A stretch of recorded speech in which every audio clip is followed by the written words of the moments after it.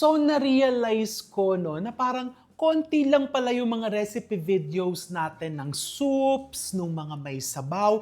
Kasi nga, di ba, hindi po ako masyadong mahilig sa sabaw. Pero during gatherings, ngayong holiday season, di ba, kailangan complete meal. So, today's episode, gumawa tayo ng iba't ibang klaseng soups.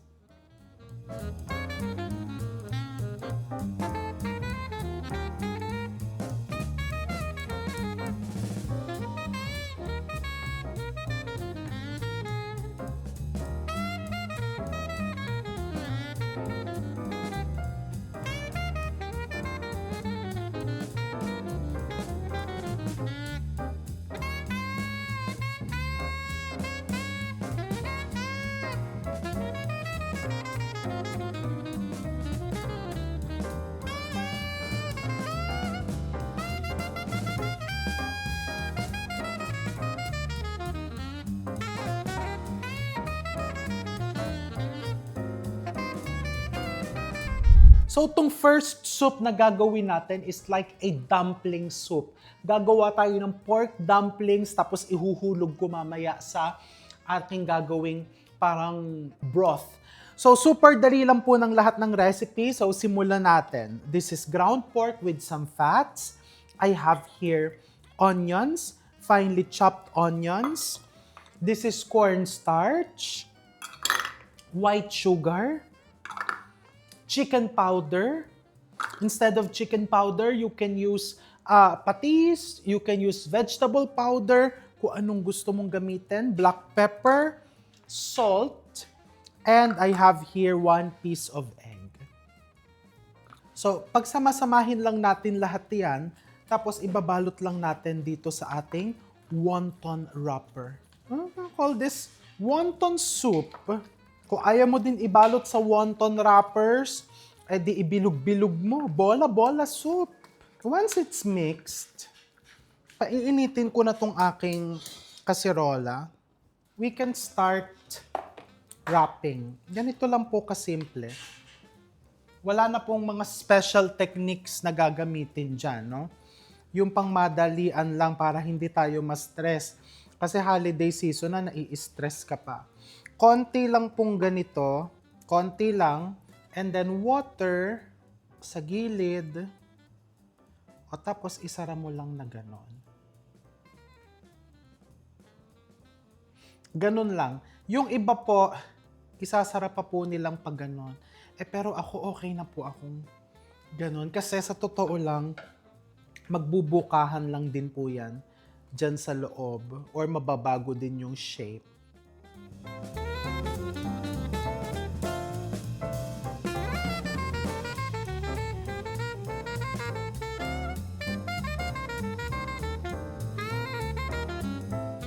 Okay, so habang binabalot nila Ange yung mga wontons, I have here butter, lots of butter, garlic, onion. So ito yung pinakasabaw kasi kailangan kumulo po ito. Dito natin ihuhulog yung ating mga wontons. Konting ginger.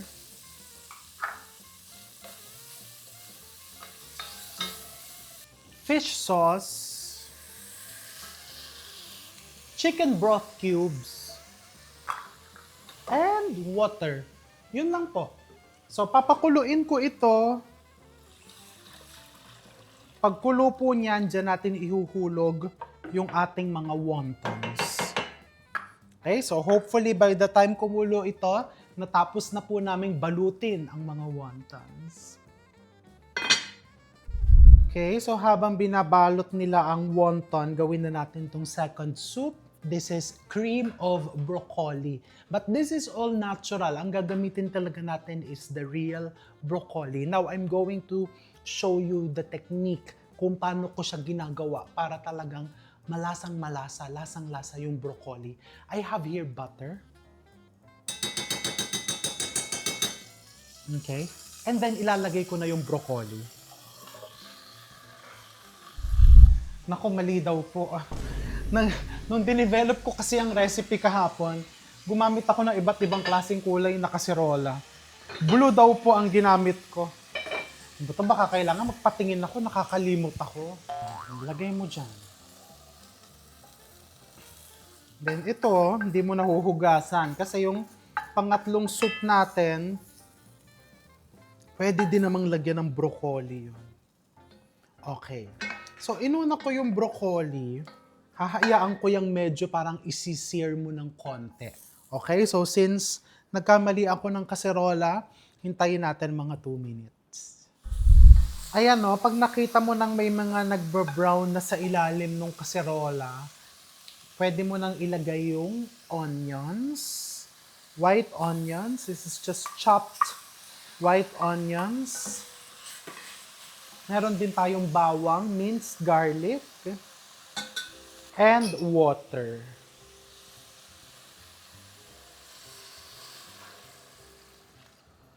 So, ang next step po natin, papakuluan nyo ito mga 10 minutes until lumambot yung broccoli. So, tatakpan ko po yan. Ilalagay ko na din dito yung vegetable powder. This is my vegetable powder. You can also use chicken powder, chicken broth cube, pork broth cube. Kung ayaw nyo naman, just adjust the salt. Dagdagan mo pa ng konting asin. Okay. So, habang hinihintay natin yan, ito yung may fresh milk, may cream, meron ako ditong flour, pampalapot. Pwede ko na pong ipakita yung paggawa ng croutons. Okay, so I just have here bread. Hindi naman po luma, pero hindi din bago. Kung ang meron ka ay luma, go. Kung ang meron ka ay bago, go. Kung anong meron ka dyan. So you just want to cut this into small cubes like this. Ang croutons, ginagamit yan for added texture, especially kung you're making cream soups, and also for flavor. Let's say, natatabangan ka dun sa soup mo, lagyan mo muna ng croutons kasi croutons, very flavorful po yan. So, lalagay ko na dito yung aking hiniwa-hiwang tinapay. And mahilig tayo sa bawang, so lalagyan ko ng granulated garlic, around a teaspoon. Lots of butter. Little bit of salt and black pepper. If you want to put herbs, pwede mong lagyan ng herbs. So what we're going to do here, lulutuin mo lang yan over low to medium flame. Very simple, but very delicious.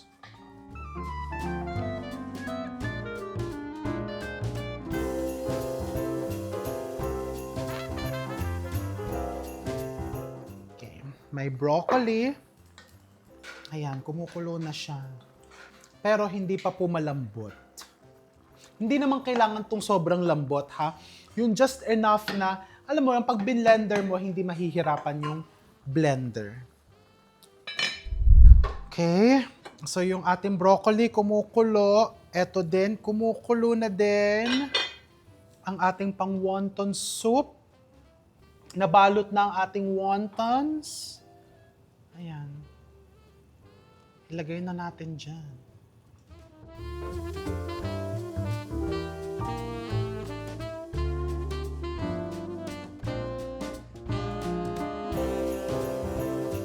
Okay. Takpan natin. And then, yung broccoli, lalagyan ko na po siya ng milk. Mag-iiwan ako ng konting milk for the slurry. Lalagay ko na din yung cream. And then, meron po ako ditong immersion blender. Pwede naman blender lang din. Wala naman, kung wala ka nito, walang problema. Ayan, ito yung gagamitin mo para durugin ang broccoli. Gawin mo lang po ito ha, pagka malambot-lambot na yung broccoli mo. Ayan, nadudurog na siya. Ayan, ganda. Green, na green.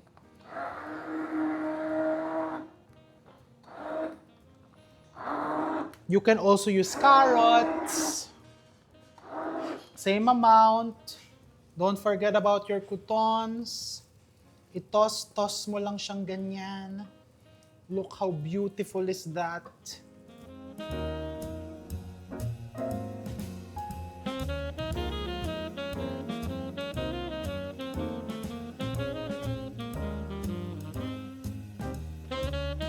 And silipin natin ng, ayan, look at the wonton soup.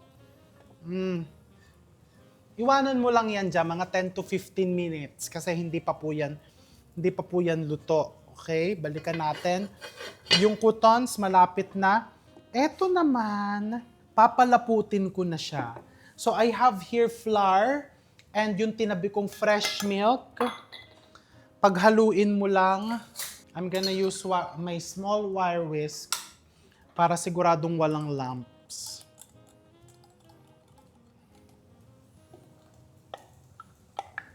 The flour mixture. Look how beautiful, oh.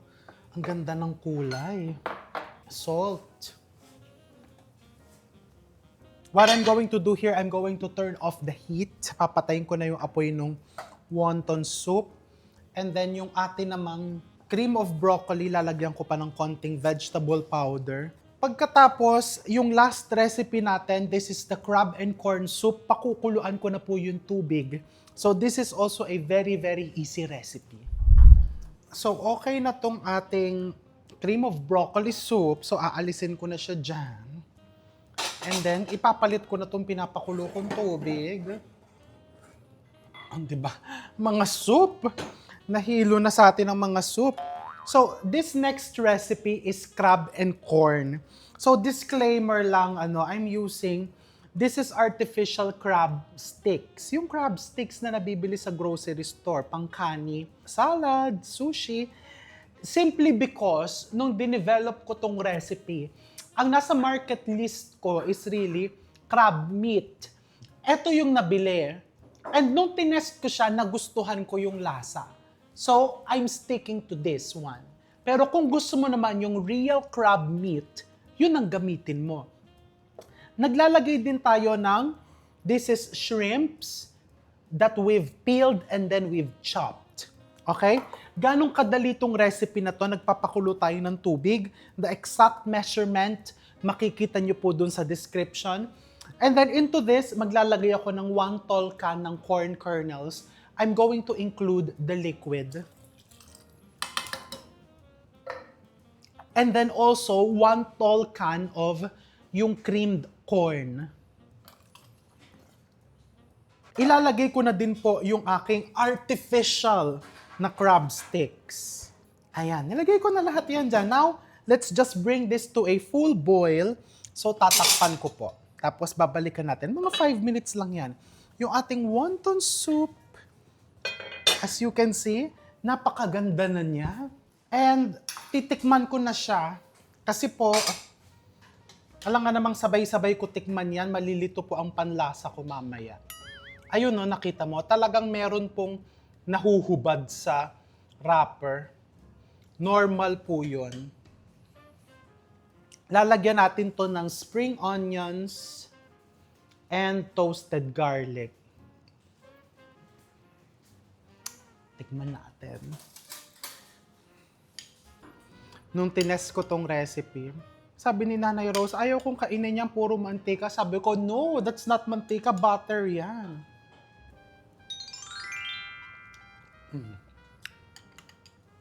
Sarap. Really, ang sarap po. Alam mo yun, napaka-comforting niya.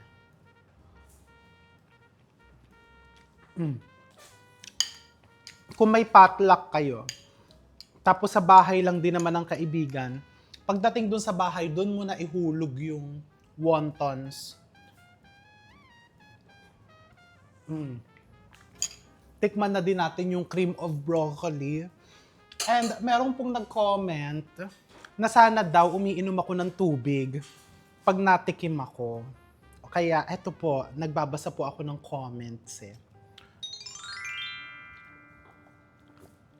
Sarap. Para sa'yo po yun. And thank you for reminding me.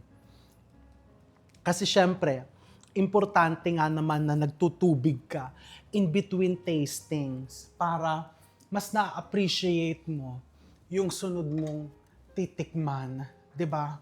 So itong sunod kong titikman ay cream of broccoli soup. Nalalagyan ko ng croutons. Ang sosyal tignan, ano? 'Di ba? Pero kung titignan mo, parang hindi ka mapapagastos. Hindi ka talaga mapapagastos kasi pag ang broccoli, magkano lang naman yan, lalo pag sa palengke ka bibili. Kung mahal ang broccoli, ang gamitin mo yung kung anong mura na gulay.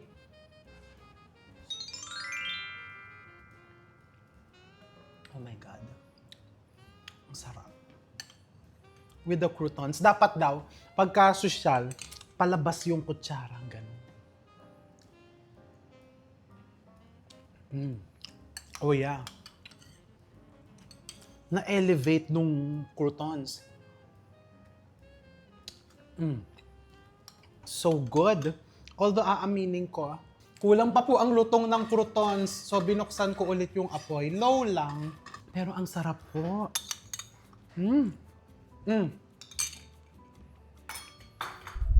Ayan. Ilalagay ko na yung shrimps. Kung ang shrimps ay magbabalat-balat ka pa, huwag mo nang lagyan ng shrimps. Okay. Pagkalagay natin ng shrimps, meron ako ditong cornstarch na lalagyan ko ng tubig, so that's slurry. Meron din ako ditong chicken powder. You can also use vegetable powder, chicken broth cube, kung anong meron ka dyan. Nilagay ko muna yung chicken powder. So this is made from scratch, no? I'm not against dun sa mga instant, sa mga delata, sa mga tinitimpla. Masarap din po yun, very comforting. Pero syempre, iba din kasi yung feeling na ginawa mo ito from scratch, yung ikaw mismo yung gumawa. And then I have here 2 whole eggs that I'm going to beat.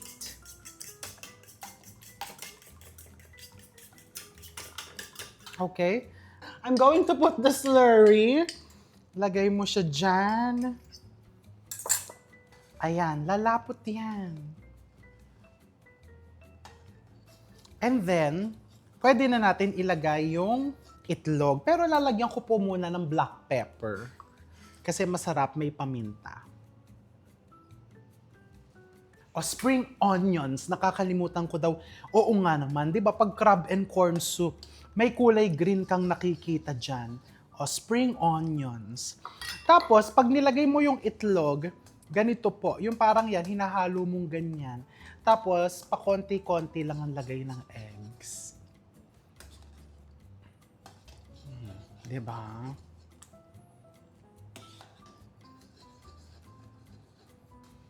Ang ganda, di ba? Nakaka-proud to. Pag sinerve mo sa mga bisita mo, and look at the thickness. It's just perfectly thick. Tikman natin ang crab and corn soup.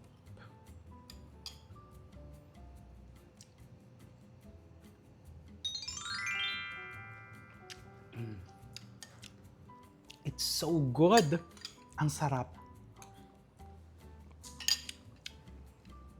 Nako. Feeling ko hindi mo na aantayin na magpasko. Gagawa ka na agad. So gumawa ka na. And I'm going to see you all soon. Enjoy!